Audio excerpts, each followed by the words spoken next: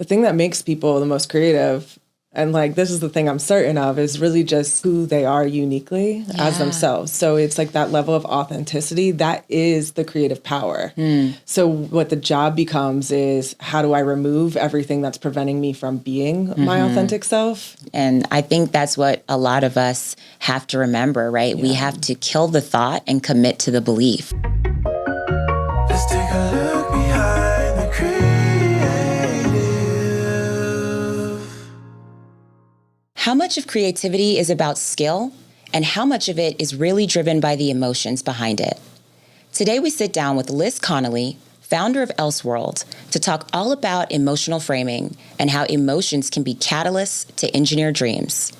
Are you ready to get seriously creative? Hey, Liz. Hey. Thank you for being here. Yeah, thank you for having me. Absolutely. So in your own words, tell me, who is Liz Connelly?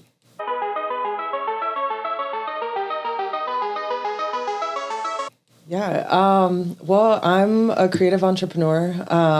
I'm a very passionate person who I really like to roll my sleeves up and do things. So while in all of my work, I feel like I have the mentality of an engineer. So it's not enough for me to just think about something. I'm like a builder. I like to connect unlike and like things together in any way possible. And so I've pretty much spent my career I've pretty much spent my career really exploring the intersection of talent and opportunity. And that's kind of brought me to this point now where I've launched my company, Elseorld, working with just the most disruptive and innovative creatives, artists, athletes, and organizations, just trying to push the world forward. That's dope. I love it. And, you know, how we met, I have to tell the story. It's so funny. We keep telling people it was just almost like, I feel like the worlds met together. Yes. We were at a conference last year, crazy. And I was at Starbucks and I was sitting down and I found myself, I was like, what am I doing here? Oh my gosh, I'm so bored. Like, I don't want to talk to anybody. And honestly, I was going through my own set of emotions and emotional roadblocks. And then you sat down right next to me, and it was so crazy because I feel like we both had something that we brought to that space in that moment. Absolutely. Can you tell me a little bit about that? Yeah, I was literally, it was like the convention and apparently what you do at the Starbucks, because I walked in and I was like, what is going on? Like, what am I doing in my life? I had actually just been laid off from my full-time job, and I was like trying to put myself out there and go do the conference thing. And I took a break and I sat down and I was very in my head, and then I just remember being like, "Oh, I love that color green," as you sat down in your green dress, and it was cool. I think we just started just going off each other like right away and talking about all sorts of ideas, and really lifted spirits. Absolutely. Yeah. And I think we immediately found so many synergies in the work that we do, in the target audience that we have, you know, really uplifting voices that traditionally get left behind. And I thought that was just so dope, you know, especially from your lens, to see how much you've poured into your career. Yeah. And I'm curious, you know, how do you feel like maybe your emotional state or maybe your emotional design, you know, has really influenced your career? Yeah, I think for starters, like, I am a deeply emotional person. Like, I feel like I have really intense emotions. And so it's something my entire life I've had to manage the good and the bad that come with that. And I think that's evolved, obviously, over my life. But it's something I've learned I really have to pay attention to in order to unlock my best self and my opportunities. And I think like a clear mindset and vision. So, yeah, I think that from like an emotional understanding, and then what I've seen anytime I'm working with creatives, right? Like, a lot of times it's the emotions, especially from an artistry of any sort, where you're going to express something. It is emotional and vulnerable. And so the more connected you can be, I think sometimes I see that's when people can articulate emotions in a way, be it through their voice, through visuals that they might design, through apparel, or whatever it may be. And like, that expression is what I think resonates with a lot of people. Yeah. You know what, Liz, you've done some dope work, and I really want to spotlight the work you've done with ADIDAS and how you came in and almost became an entrepreneur inside of ADIDAS, creating a new program called S.E.E.D, where you really poured back into, right, these voices and these skill sets of talent that probably has gone overlooked, and you gave them design skills. And I want to talk a little bit about S.E.E.D and talk about the emotion behind that project and where that came from. Yeah, I think that's emotion in regards to that project in particular is a really important aspect. So to take it back, I was actually working on managing the internship program for ADIDAS. And so just building organized programming, a recruitment strategy, et cetera. And as I was working, I think for me, I've always had a design brain. So maybe not necessarily the expression of like being able to actually design something visually, though I'm working on it now. Okay. But my brain's always operated that way in terms of creative problem solving. So as soon as it was tasked, like, okay, we need to build a program, my first instinct is like, well, for who?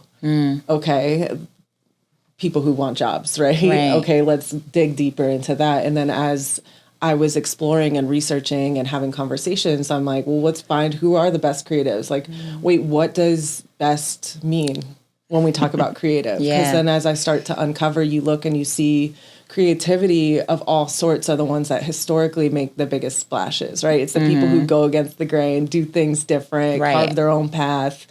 It's very rare that I've heard like, oh yeah, they followed the exact path lined up and they disrupted the world, you know, or created something brand new. I think that happens and that lane is like beautiful and works really well, especially in corporate. But to say it's the only way that a creative can find a meaningful career. That was the piece that kind of stuck out. And so it was really exploring, well, when we talk about who is a creative and who is the most creative, then where would we find people? And then creating systems and experiences to attract people that maybe wouldn't hear about an opportunity or have additional boundaries and obstacles preventing them from accessing what you need to even get to that place. Right. I think that's so dope. And, you know, you mentioned something about this linearity, and I think I made that word up right there and then. I do that sometimes. You might find that throughout the conversation. I'm going with it. I get it. Linearity. Yes. Not the real word. I find that a lot of times non-linear careers are the most, I think, I don't want to say provocative, but they're the most raw, they're the most thoughtful, they're the most intentional. And I think when we have been taught by our forefathers and foremothers to take a certain path and to take all the steps and to stick to the plan and do the things, you know, it almost in a sense like singes or dwindles the creativity that's actually there. And I think a lot of that really, to your point, has to come through some type of emotional depth, some type of pivotal moment in your life where it's almost like a shift and everything clicks and it's like this aha moment. Oh my goodness, what am I doing here? You know, what should I be doing? You know, something in my soul, something in my spirit is just, it's not aligned with this, you know, these steps I'm taking. And I'm curious if you've ever experienced that yourself, like positive or negative. This episode is sponsored by Mood Bloom, a therapeutic gaming app that reduces anxiety and depression up to 45% compared to traditional medication. Clinical trials show just 8 weeks of regular play, 15 minutes a day, and 4 times a week help you to get there. So pull out your phone and play. Follow them on Instagram at Mood Bloom Game to reduce depression and anxiety. Have you ever, you know, seen yourself have that same mental shift? Yeah, I think for one, for me especially, like I'm a passion-driven person. So a lot of times that passion was sometimes expressed as emotion, right? And it could be so powerful. It's like, no, I'm determined, I'm going to get this, or I'm having so much fun, I'm going to go full force. But at the same time, that same emotion can be a huge obstacle. Someone gives you feedback and you're like, oh, and it weighs the whole world on your shoulders because you have a desire to express or maybe be perceived. And so I think for me, the thing that makes people the most creative, and like this is the thing I'm certain of, is really just who they are uniquely as themselves. So it's like that level of authenticity, that is the creative power. So what the job becomes is, how do I remove everything that's preventing me from being my authentic self And then in a society that's not built for us to actually be our authentic selves all the time, how do I know myself well enough that when I have to be making choices of like compromising a little bit of who maybe I would just show up if none of us have the ability to just not care at all. Like we have to cohabitate and be in community. So figuring out the ways to protect that authenticity, make sure it remains true, because again, that is creative fuel, but at the same time, navigate how you show up in certain places and experiences to stay aligned to your values and progress in the ways you want to progress without losing who you are.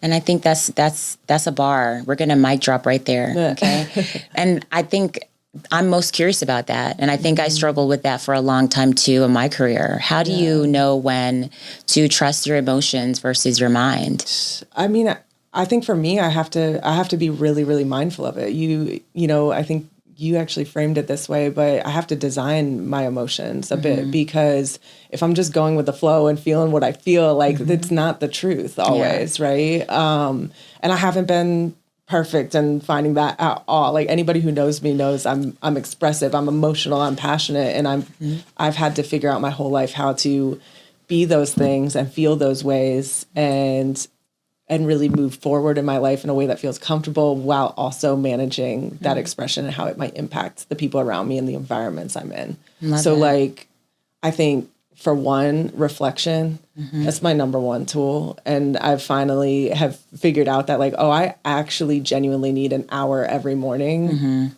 Just me. Yeah. I can't engage in anything until I've had that hour so that I can, who am I today? Right. Like, because I'm always going to be Liz when I wake up. Yeah. Like, for the most part, I have been.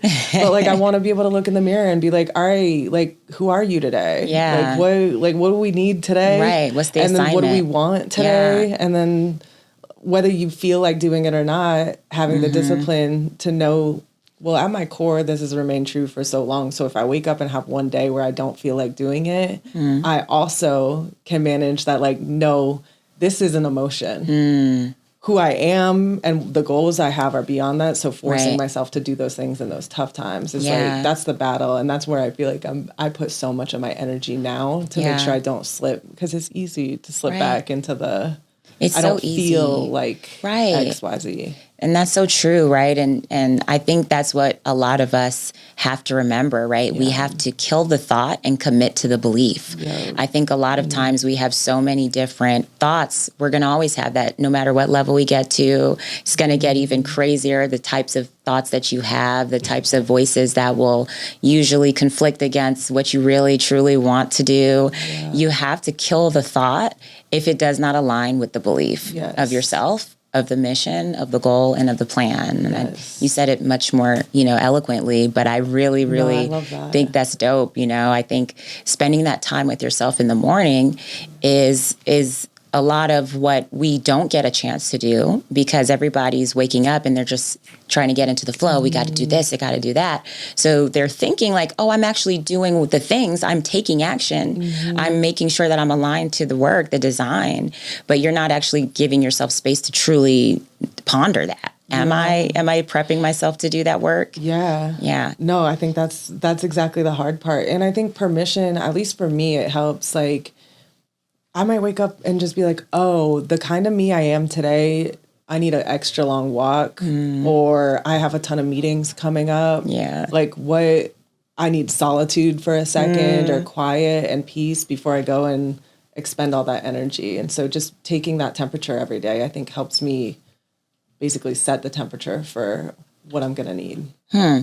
Do you find that you have certain emotional stances or states that actually enhance creativity? Oh my gosh, yes. Yeah. And I think that's the hardest part when working in community. It's I'm like, wait, if I can ride this wave right now, I already know I'm going to produce all the things I'm going to need to produce, because you can, at least for me, I've used my emotions as survival tactics, even to thrive at times, but it's not always conducive to environment with other people, right? So figuring out that's where the design comes in and the creative problem solving in terms of like myself. I feel like all day I'm just problem solving myself for the most part, including my emotions. And so it's like, all right, how can I like what space do I need to be in? Where can I go? How much time do I have so that I can ride that wave? Yeah. Or like, I'm going to have to like let it go, even though I don't want to. That's so crazy. You said this problem solving aspect of that, right? And I think a big piece of that is emotional regulation. And throughout the day, I think even for artists and people who naturally are creative or who feel very deeply, empaths, I'm always curious to understand everyone's story and, what plays in their mind. How do you regulate? How do you emotionally regulate throughout the day, especially when that emotion is necessary to make your art, to make your creation, to make your creativity come to life? Yeah. I mean, I think that's like that is the trick, really. And for me, when I was in corporate, like it was hard. Like you barely get space. Like I'm sensitive to everything. I feel like the lighting, the room, the smell, the people, the energy, like how does everybody else feel? Like that's something I've always been so in tune with everything around me. And now I've continued to work on and will definitely continue to work on being so in tune with myself that I can be a step ahead in those different environments. And I think that's the key, because again, sometimes that can make you feel like, oh, I can't be emotional. I can't express myself. I can't do this. And instead it's really like, I just need to find the pockets and the space and design where and when I can do that. Right. Like a walk for me, outside air, please, if there's sunshine, like that and a glass of water are really the things I need to be great. Yeah. And so I might need more of them more frequently in a day. It's harder than you would think to find space and time to just go outside real quick. Yeah. It doesn't always work that easy, but it's also not that hard. And so for me, I'm like, I just need 2 minutes. If it's 2 minutes, then I'm going to go get my 2 minutes, where before I would want the hour. Yeah. I love that. And I know everybody's different, but what would you tell creatives? What kind of advice would you give to them who are really struggling with emotional roadblocks? You work with them all the time, right? For, like you mentioned, and even outside of creatives, you work with athletes, where performance and mindset is extremely key. How do you help them navigate, those roadblocks if they're feeling them? Yeah. I mean, again, first and foremost, take time, reflect, even if it's for 30 seconds, like, who are you? Where are you? What do you need? You have to protect who you are as a person. Again, your emotion is not the wrong part. Yeah. Your creativity is not the wrong part. Your being unique and different might feel othering at times. That's not the wrong part. That's the beauty. The part that you need to work on is just how, like, there's all of the outside perception and like where and when. So the tools I turn to and the tools that I have everybody work with is time and space, right? If you look at any field, if we're talking about sports, we're talking about being a sneaker designer, right? Like the skill, I believe everybody's very skilled. I believe everybody's very talented. It will take practice and reps to be the most skilled. Right. And then otherwise, time and space. How fast can you do it? And when you have reduced space, how well can you still do it? And so you think about a pro athlete, really, they can play faster and they don't need as much space to execute on what they're doing. Yeah. That's usually the difference between levels. And so the same thing translates into a creative career. Yeah. People want to be a sneaker designer and man, give somebody a year to do research and come up with it. Like, the idea is going to be incredible, but in a corporate space and even as a small startup or independent trying to keep up with that, you have to get that whole great, amazing idea and do it by tomorrow. Right. In fact, do 100 ideas by tomorrow. And so that piece is just, okay, so I have to practice being me, and I have to practice being me when I'm uncomfortable. Right. So when time is limited and space is reduced is usually the two elements. That's dope. I love that. Can you tell me a little bit about Elseorld and the work you're doing now? What's next for Elseorld? Where can we learn more about Elseorld? Yeah. So I'm excited. This feels like work I've been doing my whole life that I just finally have a name and a brand attached to. So Elseorld actually, I started it at the end of last year, knew that it was the concept I wanted to build. So Elseworld being like, I want to attract the people who look around and are like, this is cool, but I wonder if there's something else we could do. Like, I don't like to follow the path. I don't want to know the recipe. I'm like, show me the ingredients, but like, let me see how well I can make this. Like whether it's life or a meal or a design or whatever. And so I want to attract the people who also want to do that. I'm a disruptor at my core. I love to like learn a system so that I can then learn where I can dismantle it and make it better. And so that's what I hope to do with Elseorld. So I've aligned with some athletes at the professional level, with creatives across music, design, fashion, artists, both like I work with the artists in the digital space as well as physical space.